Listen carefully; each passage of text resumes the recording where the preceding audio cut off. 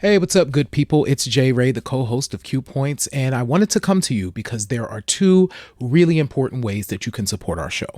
One is by subscribing to it wherever you listen to or watch your podcasts.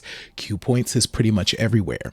The other thing that you can do is you can visit us on Apple Podcasts, on Spotify, and on Podchaser, and you can leave us a star rating. Please rate us 5 stars because you know you love Q Points. And on Apple Podcasts and on Podchaser, you can actually leave us a written review. It's not required, but it really does help to spread the word about the show, and it helps people to discover it as they're looking for new podcasts to listen to. We're always appreciative of you supporting Q Points. We thank you so much for all that you've done for us so far, and enjoy the show.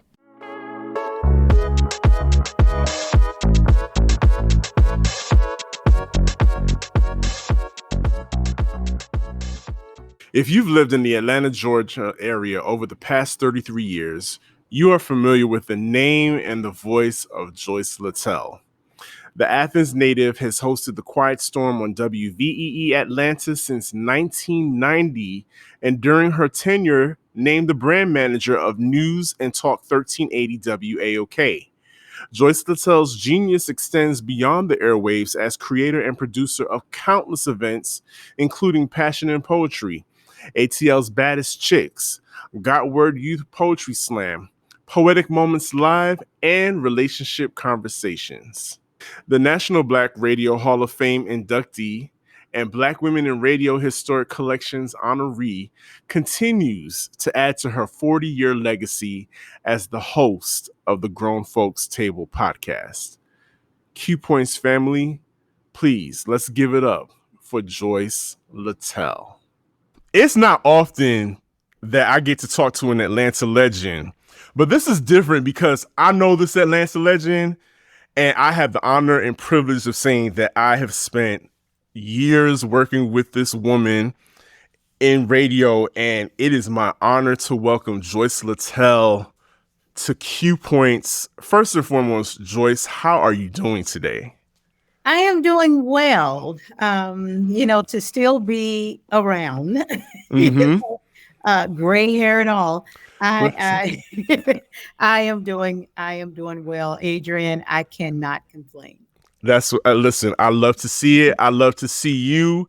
And before we go any further, I want to thank you for the opportunity of a lifetime because you generously opened a door for me. And I was able to realize a dream of mine. I had a dream of always being in radio since I was a kid. And you helped me to realize that dream and of working in radio. And guys, when I tell you the door was open to me, I had so many opportunities. I traveled. I got to produce the Sunday night show. There was about 6 or 7 years we spent every Sunday night together. And it's just been an amazing opportunity for me, even after all these years. And it was because of that generosity, because of Joyce Littell. Joyce, can you share with the audience what your encounters have been in your past to help lead you into this journey, the people that have opened the doors for you into radio? Well, Adrian, I have to say that I was extremely blessed and fortunate. And with that, I'm eternally grateful because this year, 2023, I'll be celebrating 40 years in the business. Let's pause. Wait. Let's pause for that real quick. Ladies and gentlemen, 40 years in the business. There's a lot of people that cannot say that. But Joyce Littell is a testimony right here. 40 years in the business. Please continue. I'm sorry. But I just had to punctuate that. I feel the same way. But you know me. I'm just a regular old girl. but I was fortunate because I have yet in my 40-year career applied for a job. And that's, was slightly unheard of. It was great for me, but I also think that had I had to work a little harder about getting in the business, I might have done even more. I put it Okay. that way because my son and I were together today, and he and I were talking about that because I was telling him that I was going to be doing this with you Hmm. later this evening.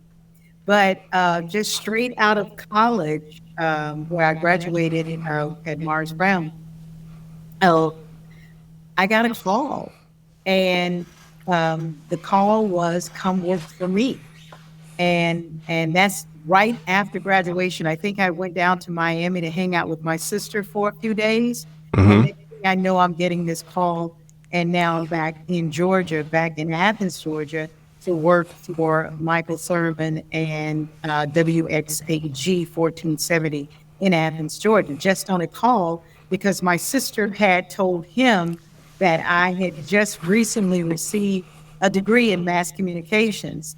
And so he, being the man that he still is today, always looked out for, his people. And so he gave me a call and I worked. I was like, hey, I got this degree in radio, TV, broadcast, and mass communication. I need to start working. So I moved back home to Athens and started working. Well, in that whole process, I met several people, and one being the late great legend Silas Simon Baby Alexander. And he and I worked together in Athens for a couple of years. And then he had an opportunity to move from Athens to Atlanta at WIGO 1340 AM. And so I just came up one weekend and hung out with him. And so he just doing like we normally do. You come in, and so he threw me on the mic just talking to him. Uh-huh.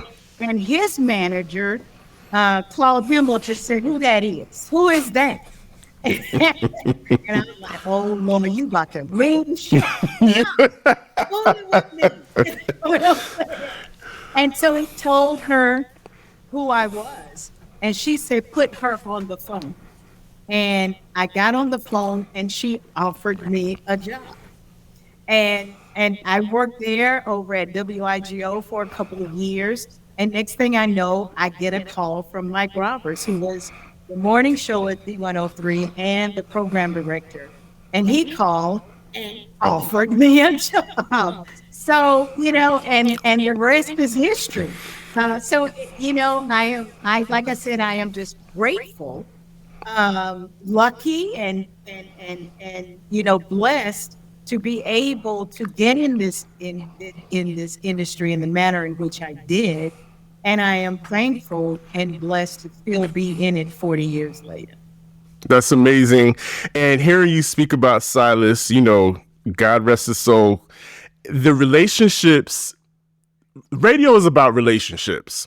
Yes. That's the number one lesson that I learned when I came into the fold is radio is about relationships. And I have to make space in the honor and memory of our friend Marty Williams. Exactly. Because Marty Williams is who brought me on board and is how we met and brought us together at V103 and WAOK. And I just remember at the time that I was there, I just remember most is that the black women who were running things at the radio station. I'm talking on air and off air. You had your Connie Flint, you had Joyce Littell, Lorraine Jock White, Tasha Love, Portia Fox, Wanda Smith. The names go on. Tell the audience why black women are so important to radio. Because we are natural nurturers. You might think that is applied, through your personal life, being a natural nurturer.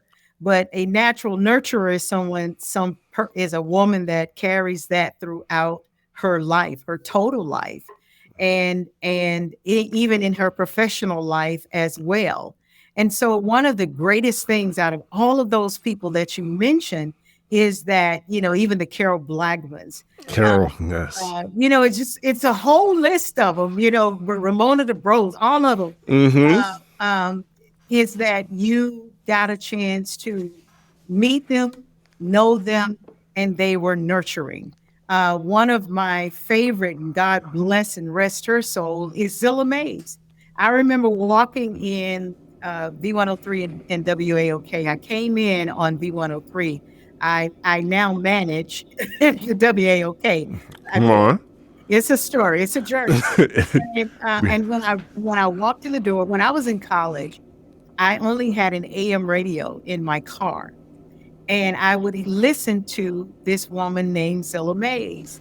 And I will never forget when I walked in the door and she was doing midday on WAOK. And, you know, we always had the glass and you could see what they were doing, you know, in the studio. And I stood in the glass and I was staring at her like a stalker. And she was, you know, if you ever met Zilla Mays, she was real. Mm-hmm. And I'm not gonna say what she told me, you know, but she was inviting me in. Yes. And in her own special way. And so when I went in and met her, I was just in awe because I had heard this lady. I'm like, oh my God, you were just huge to me. And she and I became colleagues. We became very good friends. And so she would mentor to me because I know what I was doing. And I would go and ask her, you know, certain things. And she said, Joyce, she said, be yourself. She said, you're on the radio, so people can't actually see you, but they hear you. And you want them to hear that same person on the radio as if you were standing in the grocery store line talking.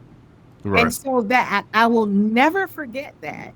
And so I made sure that in my effort of becoming a premier personality was to always have that natural, here I am, Joyce sound. And that was because of what I learned from Zilla Mays. Well, I said that story to go back to your initial question, in that when you have those kinds of relationships that you've nurtured and you're in the space of, then you will naturally ask, what should I do? You know, how would you handle this? What you think? What do you think about it? So those kinds of questions always came about throughout my experiences and relationships with these women in the business. And so I think that's the value that we have, because you also have to have some kind of comfort level. Yeah. You got to feel comfortable about asking certain questions that might help push your career forward, and who might be willing to give you that information. Well, I am grateful and thankful that in my 40 years, I have met women who were willing and openly willing to give you that information to advance or further or live within your career in this business. So we have a value. We have a value because we're nurturers. We have a value because we are women, and we have a right and a place in this industry. Because who can talk about a woman and what she's dealing with and the issues in which she's faced, or the things that she likes and dislikes? You know, who can talk about that better than a woman? Mm-hmm. You know, so even when I became brand manager for WAOK back in 2019, one of the things that I wanted to do, because at the time it was very male heavy, very male dominated, and they were great talents, personalities, awesome, but we were missing that element of a woman and the things that she has to deal with on a daily basis. You know, I'm like children, you know, men, finances, house, fashion, just stuff. And so one of the first things that I did when I became manager is sought after a good woman personality, of which I found in Wandalyn Stokes. So we hold value. We just have to know it for ourselves. We have to stand strong. We have to know what we came there to do and know how to do it, probably better than anybody in the building. And we have to demand respect. And I'm not saying being a, B word. I'm Right. just saying if you are good, or better yet, if you are great and you possess that, on air and off, oh, you're gonna be seen and you're definitely gonna be heard and you're gonna be able to hang in the career. So I hope I answered your question. I can't be a little long-winded. Listen, you absolutely did answer the question, and it's so funny. Real quick, when Jovita Moore passed away, Mhm. and all the accolades from all the women that she touched in her career Mhm. started coming in, it made me think. It made me realize that people outside of Atlanta don't understand how heavy the sisterhood of broadcasters is here in Atlanta. It is like Yes. an elite sorority of women that Yes. run this town as far as the media is concerned. And Yeah. so, You know what I have to give. I'm sorry. no, no, go ahead.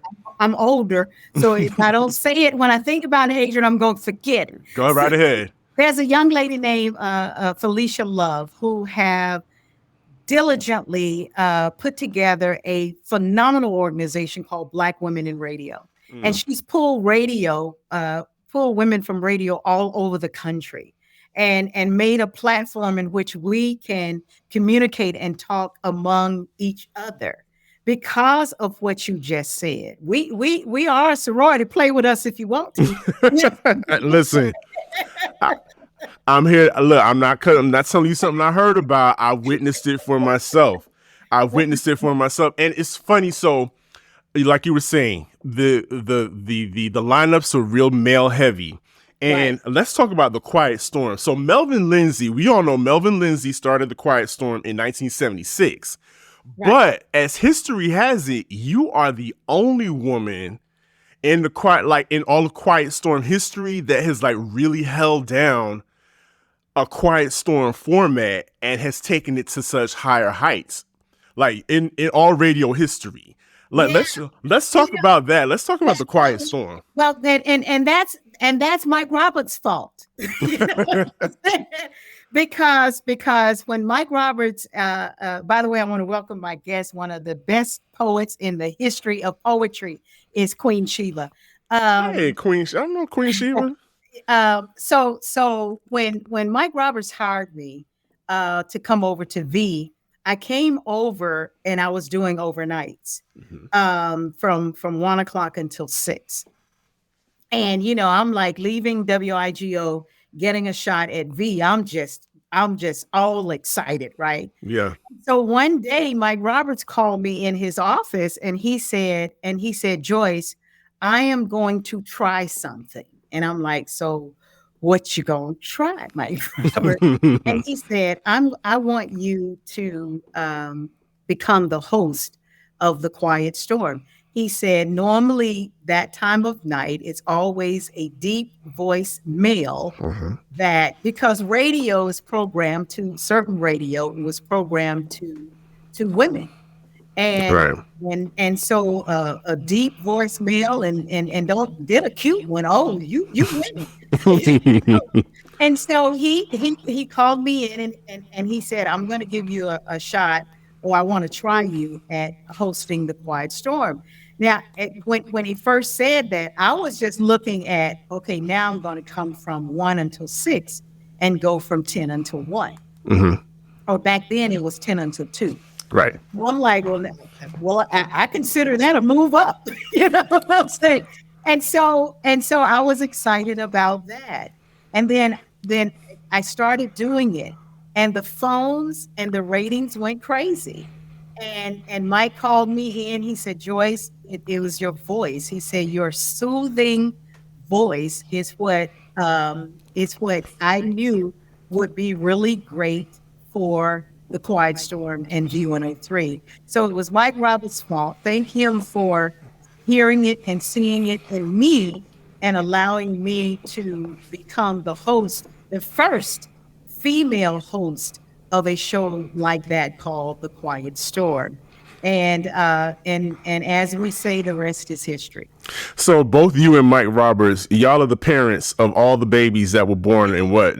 Was that 90 or was that 92? 1990. 1990. All the babies born in Atlanta, all the Grady babies, those two are responsible for them being conceived. I'll take it. So with that format of the Quiet Storm, like you are the champion of romance and love on the air, right? And so a lot of the music you had from 1990 until now, you had a lot of music to select from, old, new, a lot of music to pull from. With the way music is going now, is there enough music being created to sustain a Quiet Storm format, in your opinion?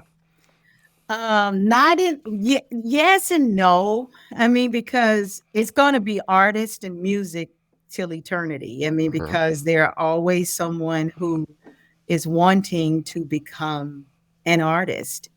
And I think, in life, we have to conform.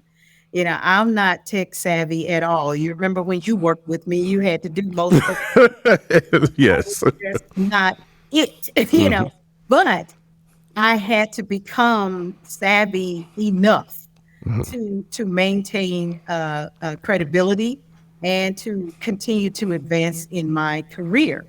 So I think I said all of that to say that it will be music. And so things will conform to what is being out there. Okay. I think, shows that play classic old school will live on forever because a Luther Vandross song, So Amazing, will be played until my great-great-grandchildren can hear it. And it'll still have the same quality, yes, and feeling that it did when he first put it out on the scene. I think there are a few artists that songs might live past what they are putting out now. That there's not many, I don't think, but then I feel like the show itself will conform to the type of music that is being played. Gotcha.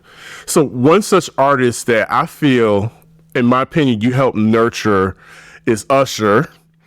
And you were telling me of that recently you went to go see him in Vegas. Just share a little bit about what that experience was like to see the grown Usher now holding down his own Vegas residency and seeing Joyce Littell and coming and giving you your props. Right. Well, what had happened was, I got a phone call, and it was from Usher, and he said, "Joyce, I'm doing a segment in my Vegas show, and I want to call it The Quiet Storm." And he said, I cannot do this show without the Quiet Storm host. And he said, I need you to be a part of this show. And by then, as old as I am, I still fell down to the floor. Usher called me to do a show, to be a part of his Vegas show. What? So of course I was excited about doing it and wanting to do it. And what it was I just voiced this segment as if I was on the radio. Gotcha. And it was like, hi, this is Joyce Littell, Vegas. You just got your party on with Usher, but now it's time to take it nice and slow.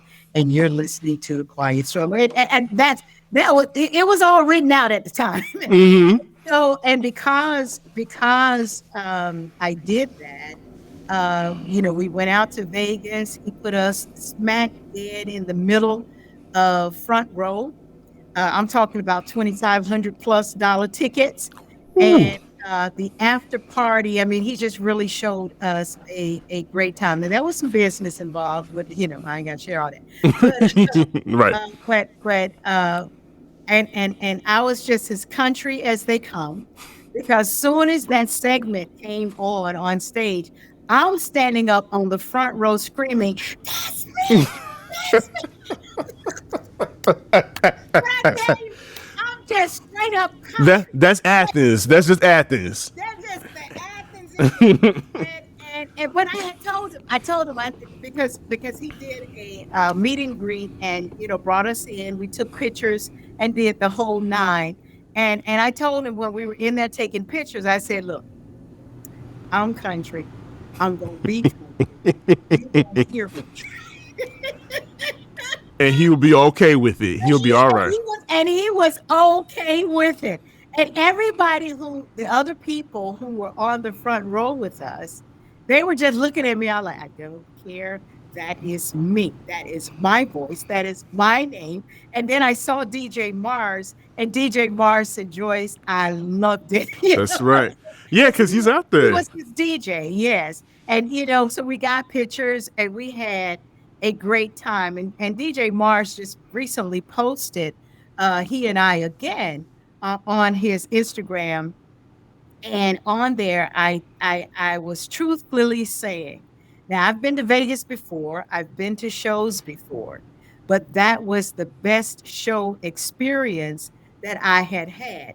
Not just because of my little piece of it, was just because of how Usher have just come into his own as a performer. When I tell you that brother right there is bad. He is bad, and his performance is one of the greatest that I've seen in Vegas, and one of the greatest that I've seen, period. But definitely in Vegas. And so for me to have been in the industry, because I did it last year for 39 years, have been doing the Quiet Storm over 25, and for an artist like Usher to call and want me to be a part of his gig and his thing, it just makes me even more excited 40 years later to continue to do what I'm doing, because it's like I'm in a whole different phase of life. Yeah. And I'm really excited about it. And since Queen walked in, we even brought Poetic Moments back. I mean, that was one of my favorite feature shows that I did every Thursday night Yeah. on the Quiet Storm. And it had gone away for years.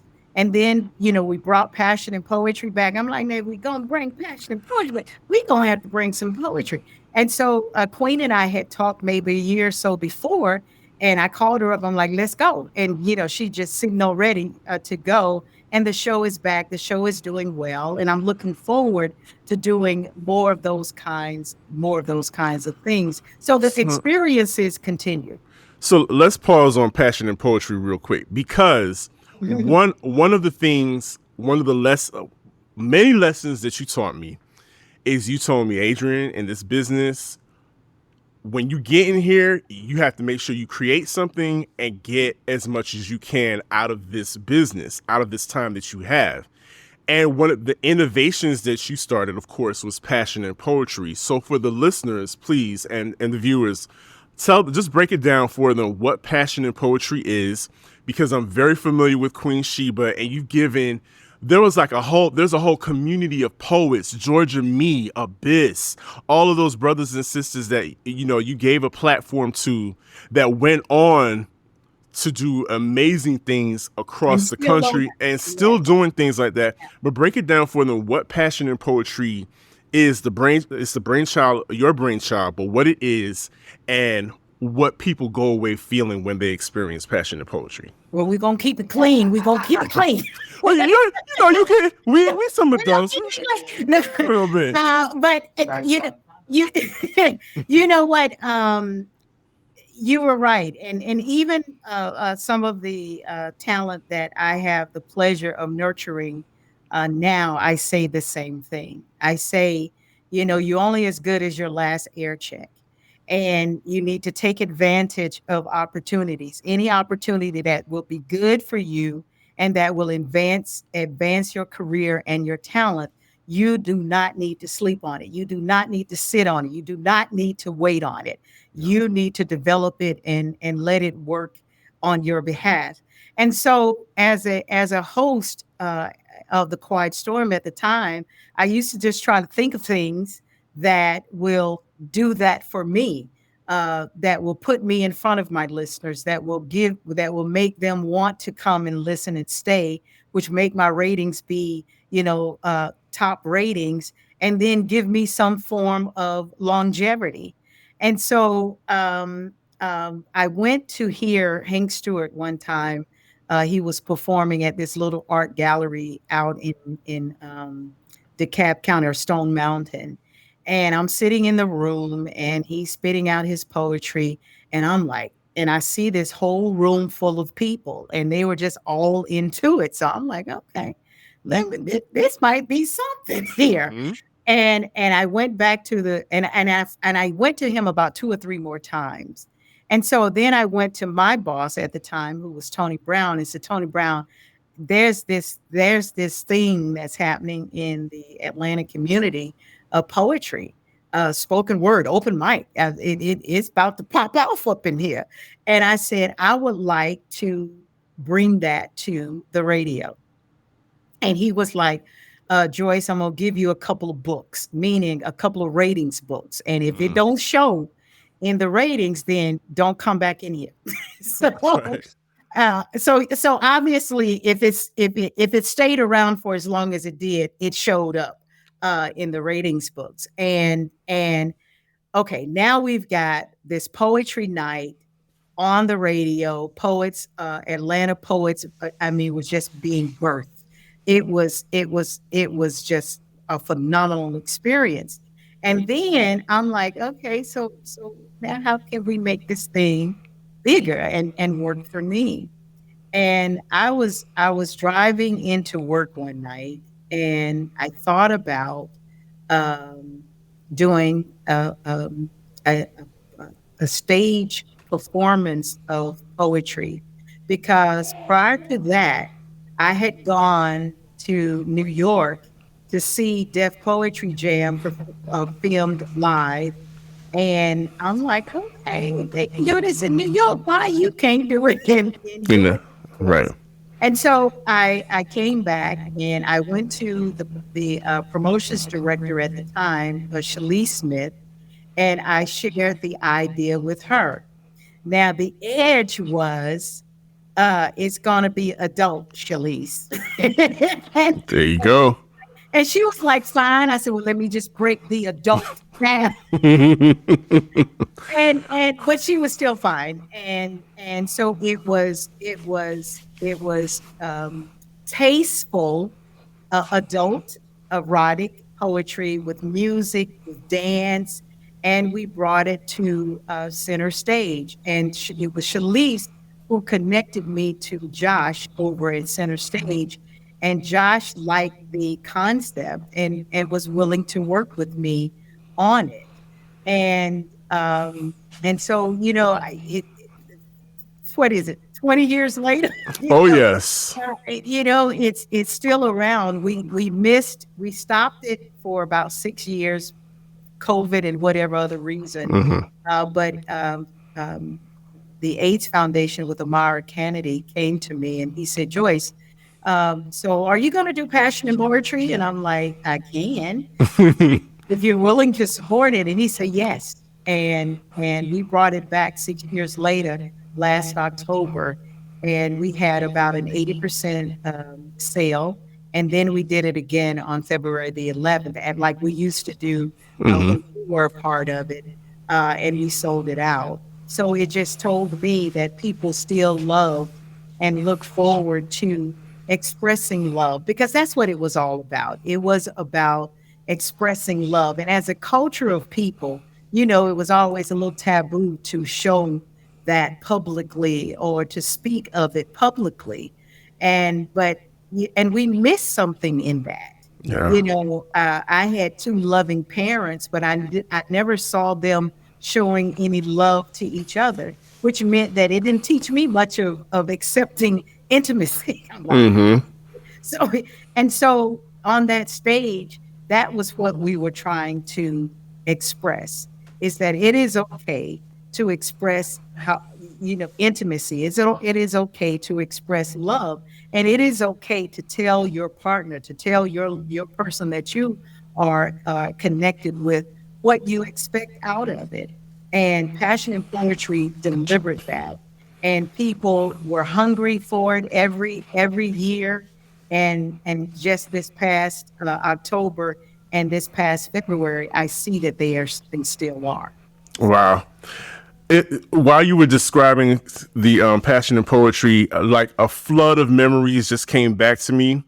And can I share with you a specific memory that I hold dear to me? Please. I believe it. I think it was around Christmas, so I think it had a tie in to your birthday as well as your anniversary.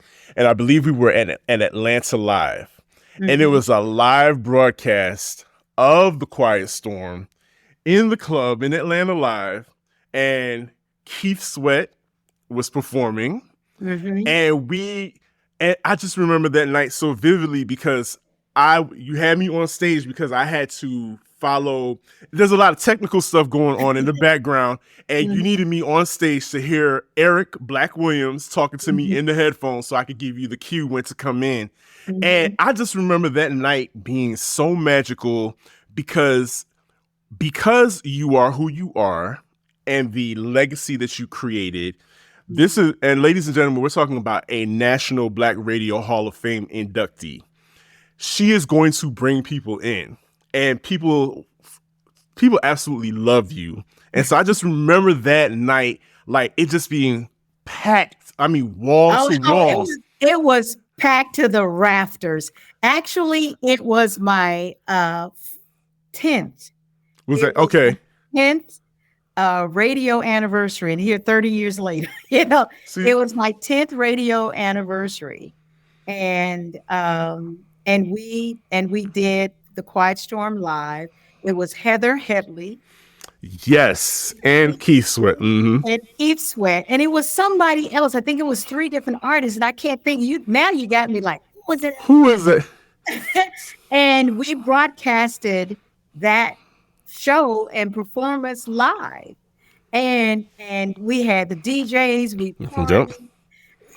It was a magical experience, and I don't think anybody has ever done that on from a Quiet Storm level. Nobody had ever done that. We did some had never done a lot of truly because even with Poetic Moments, we started doing those shows live every 4th Thursday. And it started out at Sugar Hill down at Underground Atlanta. Yep. And you had to know somebody to get in there, because the show was live at Sugar Hill every Thursday night. And poets were coming in from Seattle, Washington. They were coming in from Florida. Of course, ATL Atlanta always represented. So they were coming all over trying to be a part of this show. And so that was a first. Another first was I created a show called the ATL Baddest Chicks, which was some of the baddest singers, and the female singers in Atlanta, who I knew just from being in a small space with them, listening to them sing, will grow to become who they are.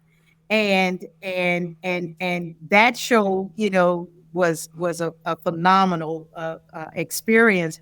And one show that we were putting together that we had to not do, Janelle Monáe had called because she was in Atlanta at the time. I remember that. You remember? And asked to be a part of the next ATL Baddest Chicks. And when we were getting ready to make that happen, Puffy snapped her up. Yep. Snatched her right. No.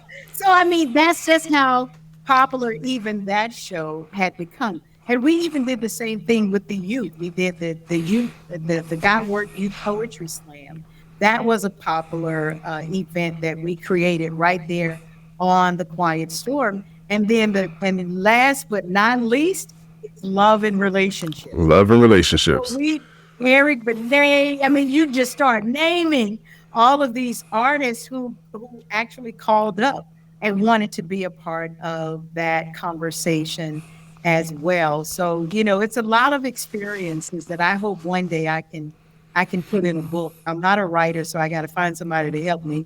You absolutely look. I think you got somebody back there that want to do it. but you absolutely must. And one of the things that I'm remembering and I've never forgotten, because it helps me to be who I am today with what I'm doing, is there's a certain work ethic, right? You set an expectation for not just me, but for everybody, all of us that worked with you, all of the interns that came, everybody that worked with you. You set an expectation and you either lived up to it or you didn't. And I'm thinking about the way terrestrial radio is going now, and now we have podcasts and people. Can you teach that kind of work ethic now, and do you see it in the product that's in the product that's being put out now, and the people that are coming behind us and whatnot? But can you teach it? Can you still teach it? Yes, you can. I mean, life is still teachable moments, and you just got to find the student who are willing to listen and learn. And some you might have to dig deep, and some might just be right there in the surface. And because of being, I think, in my spiritual side, I think that I am here just for those very reasons. Is that there are still some people who want to learn how in the right way, and that will possibly give them some form of longevity. Now, having this digital platform is absolutely phenomenal and great. I wish 40 years ago this was here. I would be a show enough mess by then. You know what I'm saying? Right. But even with you and any other successful podcast or digital platform people are on, you still have to have some form of skill, because all of this is selling something. And if you can't sell it, then people aren't going to buy into it. Being on the radio, you're selling the station, its format, and everything that it pushes out. Being on a digital platform like this podcast, like Q Points, you have to make sure that what you are delivering is it's giving it to people, so with their willingness to want to stick around and get it. And so those pieces are still something that you can teach. And also your performance level. Now, if you sound like crap, then everything that you do is going to sound like crap. And somebody should be around to say, you sound like crap. Now, I feel the passion. Yes. You sound like crap. You know what I'm saying? And so, you have, I think because of that, then there is a space to stick around with.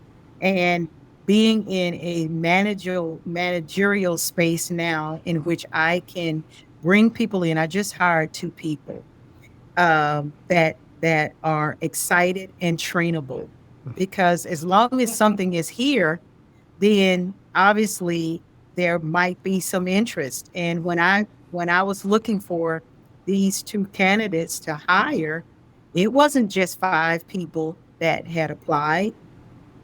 It was 105 people, and I'm using that as a low number, that had applied. So, which says that it still has a place. So what you do then is you do both. You do the terrestrial and you do the digital, and let them both work for each other. So on your digital platform, you tell people you can also listen to me on this platform, and on your terrestrial platform, you tell people that you can also listen to me on this digital platform. So you make them both work hand in hand, which gives it value, which gives it sustainability. And so I feel that That's why 40 years later that I am still here, because I'm not selfish with my information. If you ask me, I'm going to tell you to the best of my ability and experience. I have a young group called Voices in the Street Unfiltered, and they air, and this show airs on WAOK every Sunday from 4 until 7. All of them young. They're young and they act young. They act there, They act young. Right. I mean, they act the way they're supposed to act Right. within this time.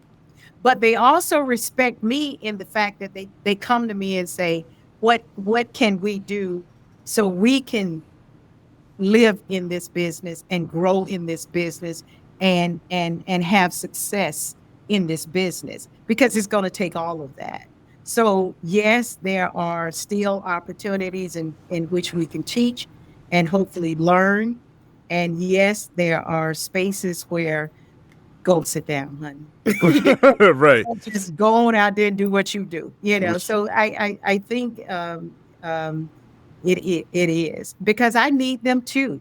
When certain requests come down from management about the digital aspect, as I mentioned, how you had to do things for me. I call on them to do things for me. So Right. it's a hand in hand, and as long as the level of respect is there, I think we have a good chance. But I think the only thing in this business that has been lost is the camaraderie. We've lost you know how we were. I mean, we used to hang and We have and fun. we can't tell all the stories, No, but no, no. I'm gonna bury some. we Just we used to do some things. Exactly. But I don't see that now. I Okay. don't see the camaraderie. I don't see a lot of the fun that we used to have, and the willingness to see each other grow. That's the part that I wish I could assist more with in helping them understand. It's whatever is meant for you, whatever success is meant for you, it will come. So it's okay to share what you know because it's not going to block your blessing. It will come. But I just don't see those kinds of opportunities or sharing moments as I did 30, I would say 30, 35 years ago. And so you mentioned having fun and growing in the podcast arena. Let's talk about the grown folks table. Are you having fun, podcasting, being a part of that podcast group? And You got to get in the game. yeah, The only thing, and Queen probably will laugh about this, is certain things I just can't figure out, which is TikTok. we had a whole discussion about TikTok last night.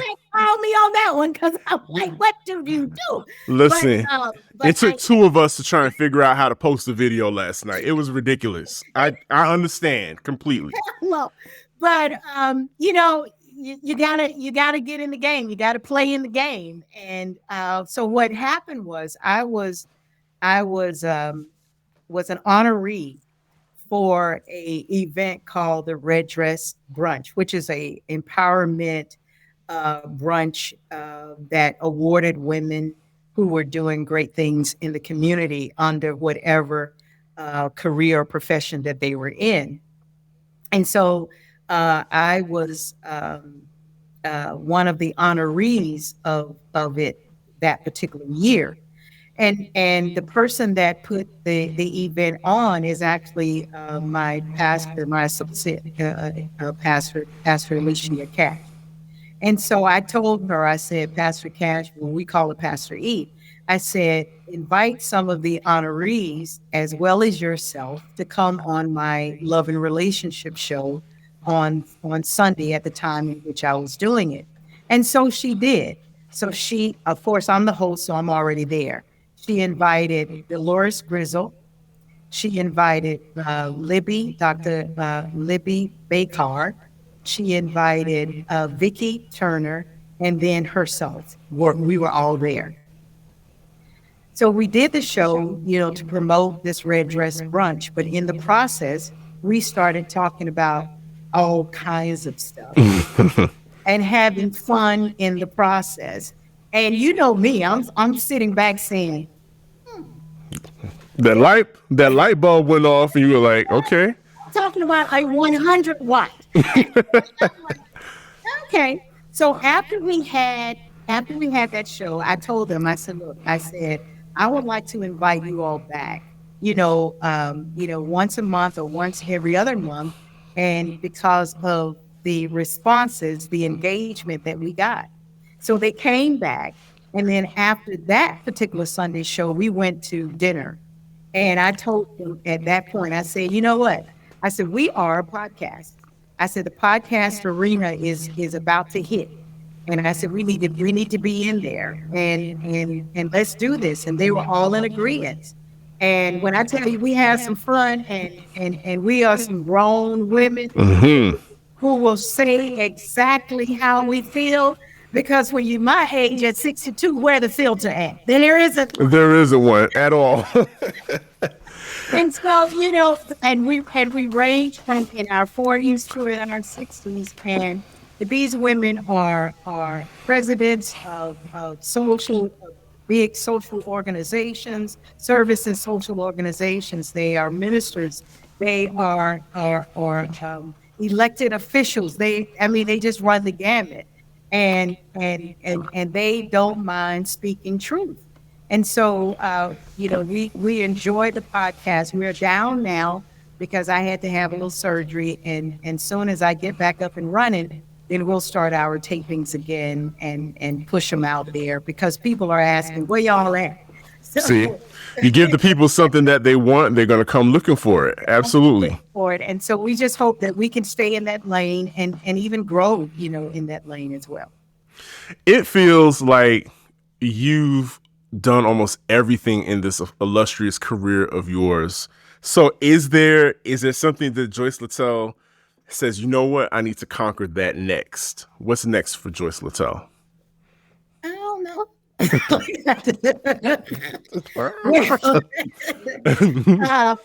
Well, one of the things, as I just mentioned, Elizabeth Omolani, every time we have done the Hosea Feed the Hungry, and she's there. Mm-hmm. As soon as I walk up, Michelle say, you started on the book. She always tells that to me. And I'm saying to myself, well, what will I write about? What would this story that Joyce put out be about?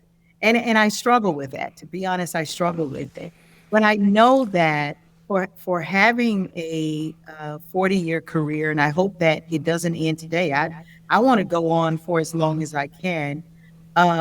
Is to put it, between some pages and share, the experiences and the knowledge and the people that I've had the chance of meeting and befriending and having relationships with, and share some of those moments. So I do want to do that. I see Passion and Poetry coming back as a statement to say, you need to do more with this. Okay. And I want to see where that goes. This second run, I want to see where it goes and how it can be developed into something bigger than what we're doing here in Atlanta. And I know that I have the right people to do it.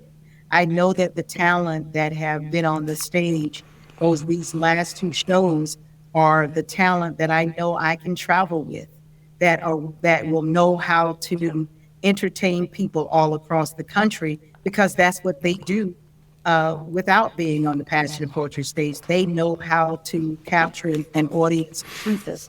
So I feel like, this group that I have will allow me the opportunity to do that. And I'm going to see where that leads me. I'm going to celebrate my 40th year. I feel like I deserve that. I feel that I need to stand in front of my audience of people and tell them thank you. and have some fun and throw a party or have a concert or whatever I pull out of my hat, uh, and utilizing the creative minds of a Queen Sheba and some of the other people who are part of my circle of friends and colleagues and professionals, is to pull some of that out. And then on a personal level, I just want to travel more, see the world more, go to some places that I've never been, and do those things. And last but not least, I just want to be a support to all those people who see my worth and value, and if it can help them become who they set out to be every morning and every day that they wake up, then I want to be that to them.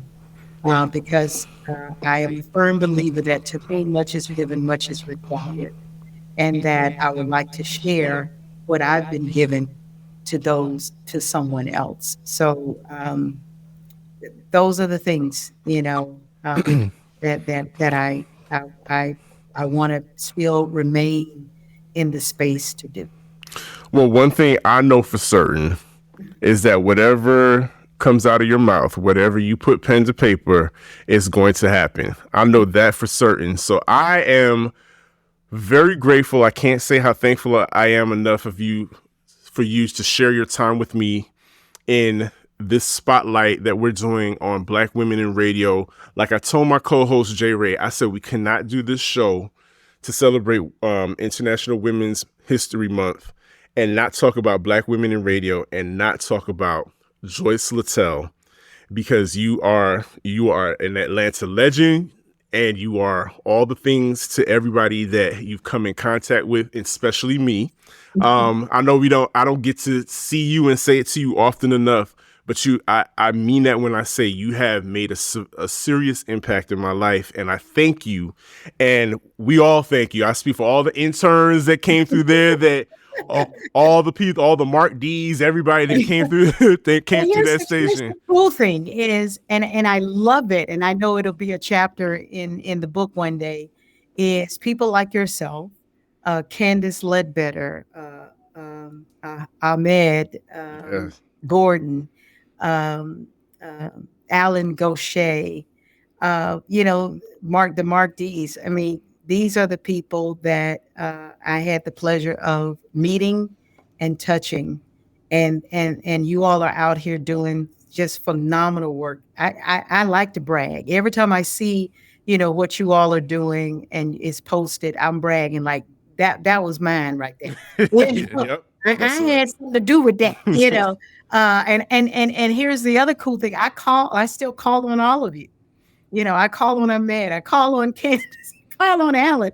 And Alan, he still works with me on Passion and Poetry. When I need something lifted or when I need something broken, because Alan gonna break something. He's right there. And even Robert Harris, he's just a lot. It's just a joy, Adrian, to see what you are doing and to know that I had a smidgen of a part in that.